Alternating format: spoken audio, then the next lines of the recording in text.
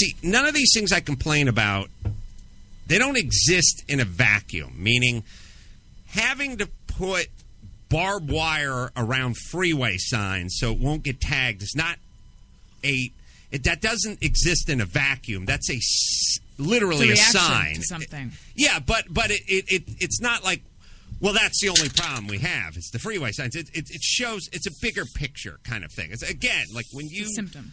Yeah, when you see lots of posters saying, hey, be a dad today, or something like that. It's bad. It is societally, it's a fucking horrible sign. It may just be a poster in a subway, but it means something globally. It's an indication. It's a bad indicator. It's a fucking bad indicator.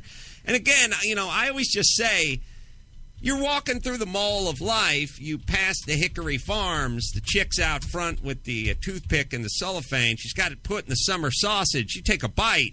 You don't need to go inside and buy 10 linear feet of sausage to know whether you're going to like that. You just take the one toothpick, and you're good. The barefoot thing, people tweet me pictures all day long of people in movie theaters now with their feet.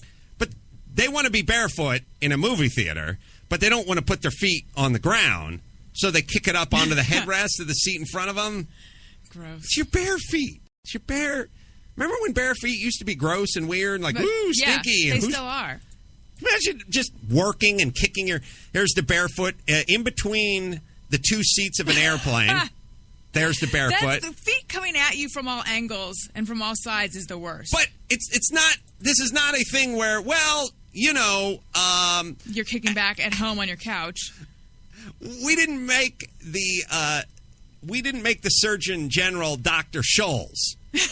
And now this has happened. It's just a bigger global problem of us becoming self-absorbed fucking douchebags. Yeah. Like everyone just puts their earbuds in, tunes out the world, and goes, fuck everyone. I'm putting my feet wherever the fuck I want, right? Yeah. I'm telling you, I am telling you more feet. Go to amcroll.com and see more feet. Feet and dogs. By the way, 8 years from now, it'll be nothing but feet and dogs. There won't even be heads or torsos on airplanes. Just be feet, bare feet, and dogs. And yet, paradoxically, wouldn't you rather have a dog foot I'd rather have a dog near you paw. than a I'd rather have a human's dog barefoot? paw. But yeah. I do long for the simpler times when people at least remain in their socks on an airplane. Or if they did, another one people tweeted me, this is barefoot on the table at the diner. Where's your barefoot shame? If you have to take your shoes off, which first of all I have a problem with that, keep them down by the ground where no one can see them. Well, don't wave them around. I'm going to show up with my kids in a half hour with my order of chili fries and lay them out on said table that was recipient of your stinky bare feet. Yeah. Yes, barefoot on the table. And this isn't a thing where it's like, hey, let's break into this restaurant at night so I can experience the sensation of my bare feet on a table. No, this is fucking high noon, prime time. Yeah. Everyone's working and everyone's walking around. I'm just got my fucking bare feet everywhere. All right, so we got that. Again, I just use little indicators to little yardsticks, little measuring sticks to tell what colossal douchebags we're all turning into. Brought this one up before, but it's a very interesting little test for me, and I find it again to be one of those things that you wouldn't hold any water in any scientific journal, but it'd be really hard to argue with. As I told you last week, I drove to Santa Monica. I sat in traffic from here to Santa Monica, and it was an hour's worth of plodding along at 4 miles an hour.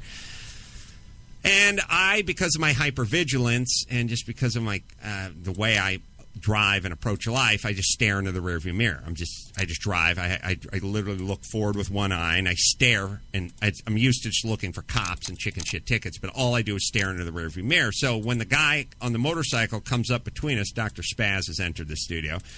You tell me what you think of this theory. The guy comes up to split the traffic in the motorcycle. And if you think about it, this guy hasn't changed too much. He's a 20-something-year-old dude who's on a motorcycle, usually 50-something-year-old dudes. I'm not talking about out on a Sunday Harley. I'm talking about weekday noon on the 110 or the 405 freeway. The guy comes up to split. I see him 20 cars back because I'm just tuned that way, and I'll do, and I've been experimenting with it now, a huge move where I move way over. Like, just, it is very blunt and graphic how much you've seen me move to the left. Now, I'll be in the left lane. I'll be in the fast lane. So there'll be the whole, 5-6 foot shoulder there. And I'll pull over 3-4 feet, just leave my huge berth, and just to see what he does. And I was 0 for 10 from here to Santa Monica in terms of guys holding the hand out. Back in the day, Bruce, always. Every time you made that swing out move, I used to ride a motorcycle. If you made the swing out move, you got the hand down low. You got the left hand, not the throttle hand. You got the left hand down low. Thank you, motorist. Thank you for seeing me, being aware of me, and swinging out. There's nothing worse than being pinched when you're slicing through traffic. You make that deliberate move, you get the thank you. It used to be 8. I was 8 out of 10 in the thank you department. I just went 0 for 10. I'm probably 1 for like 28 on my last moves. Just cycle after cycle. You start to notice it. Start doing it, trying it. You don't get what's changed. If the cars change, has the motorcycle, yes, they're better, but what's changed? Or the age of the guys riding it? Crotch rocket versus gull wing. I think gull wings, you still get more of that. Thank you. No? You don't get the splitter on the gull wing. Do the splitter. Yeah, well, that's true. I appreciate the attempt of shitting on the point. No, we're self-absorbed and we're narcissistic. Right. We don't give a fuck about anyone.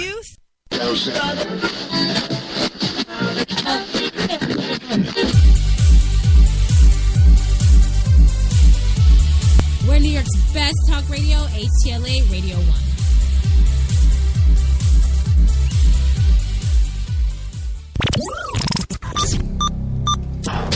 This program is intended for mature audiences only. If you have any homicidal or suicidal feelings, please consult a doctor before listening to this program. All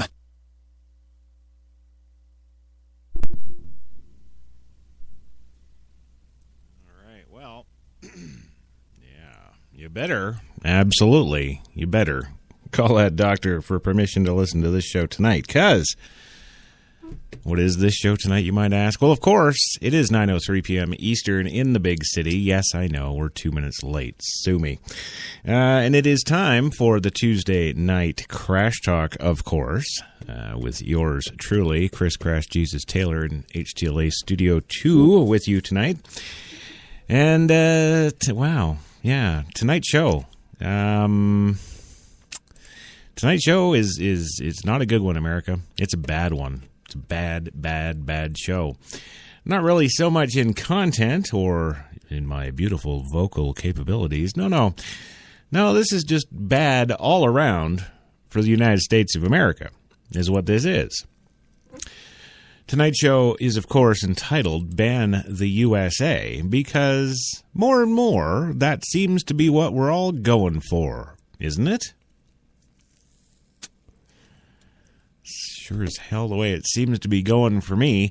So tonight on Crash Talk, I'm diving into the banning of America. Yes, I'm going to be talking about a series of events that I've witnessed over the past 5 years living in the USA, and I'm charting the slow and steady advancement of the total De-Americanization of America. And if that happens, will be the United States of what? Exactly. The United States of the Taliban, the United States of women, the United States of the Muslim League of affiliated countries? I don't know. What the hell will we be?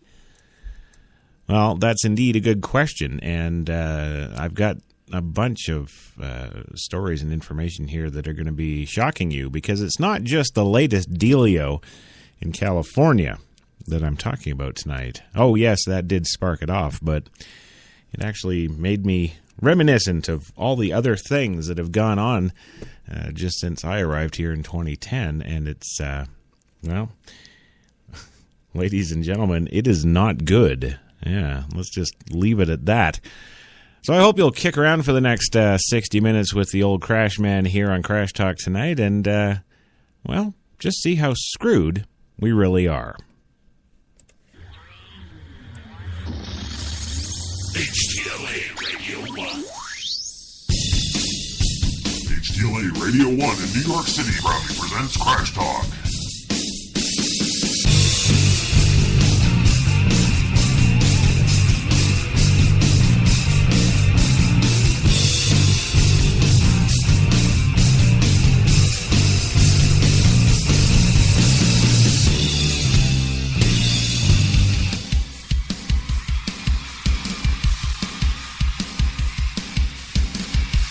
Ladies and gentlemen, HTLA 97.3 FM in New York proudly presents rock superstar Crash Jesus.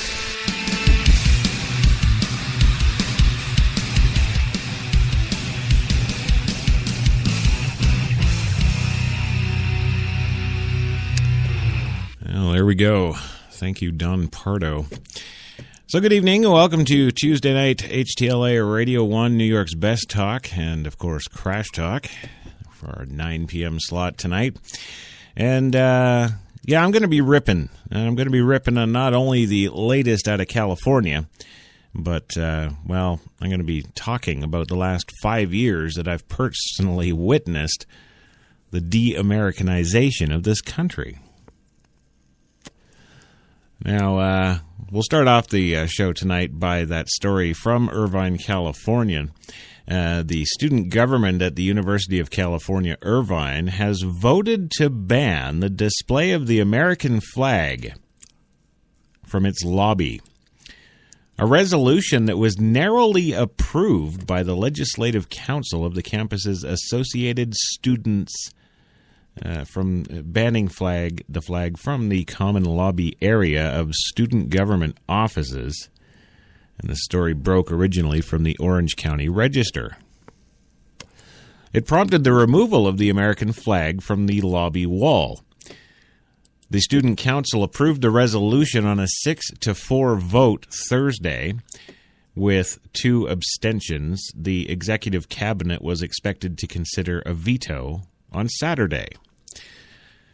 Well, the resolution, authored by student Matthew Guevara, yes, not Jones, not Smith, not Thompson, no, Matthew Guevara of the university's Social Ecology School, lists 25 different reasons for the ban of the American flag in this great nation of ours. Saying things like the American flag has been flown in times of colonialism and imperialism. You could symbolize American exceptionalism and superiority. The resolution says freedom of speech in a space that aims to be as inclusive as possible can be interpreted as hate speech. The American flag had hung on the wall in the student government suite. A few weeks ago, someone removed the flag and put it on the desk of Raza Zoramoradin, the Associated Students president. Yes, there, another Smith, Thompson, Johnson, Aldrin. Any of these names ring a bell? Lincoln. Yeah, no, Zoramoradin. With an anonymous note saying it shouldn't be in the lobby. Well, next thing, I'm waiting for the ISIS YouTube video threats. Yeah. Zoramoradin, an opponent of the ban, apparently, said the American flag was an iconic and symbolic representation of our values in the U.S. Well, you know what? Aside from that there, Zoramoradin, it's the country's flag. If you're in the borders of the country, you would expect to see the country's flag. I was born and raised in Canada, lived most of my life there, and our great Prime Minister Pierre Elliott Trudeau coined the Canadian flag design as, quote, "It looks like a flaming asshole," end quote. Now, if our own Prime Minister can say the flag looks like a flaming asshole, but we still fly it proudly, why, oh why, in any reality, would there possibly be a reason to not fly.